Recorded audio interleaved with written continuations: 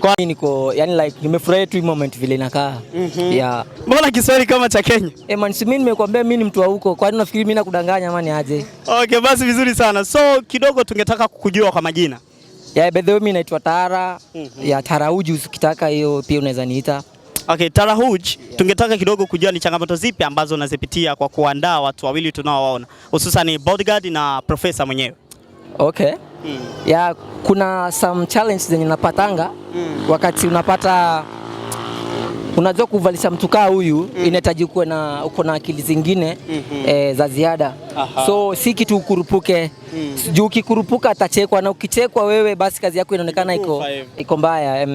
So nakuwa na make sure that najitahidi huyu jamaa ng'are kabisa. Before ushawahi kufanya kazi hii either Kenya wherever? Yeah, hiyo ni style, hiyo ni vitu zangu nimezoea. Kwanza niko na 17 years. Up to now niko na 27. Yeah, mpaka saizi bado nimetoka huko kwa sababu yake. Juu ni jamaa mwenye tulikuwa tunaongea naye kupitia IG. Yeah. Okay, basi vizuri sana. Tuache na neno wapenzi watazamaji wa Wepa TV. Yeah, mimi kitu ninaweza sema ni kwamba mimi si mtu mwenye like napenda mambo na kujiproud sana. Juu najua kwenye hii kazi kuna mambo mingi sana. Na sisi still bado sisi ni watoto. Yeah, na tunapenda kuishi pia. Ila huyu jamaa na appreciate sana juu kazi yake iko fiti na jamaa anaimbanga vitu za maana.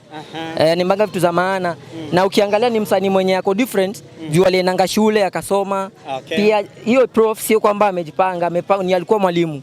Na alikuwa mwalimu mkubwa, alikuwa anafunza secondary. Nafikiri kila mtu anajua. So ni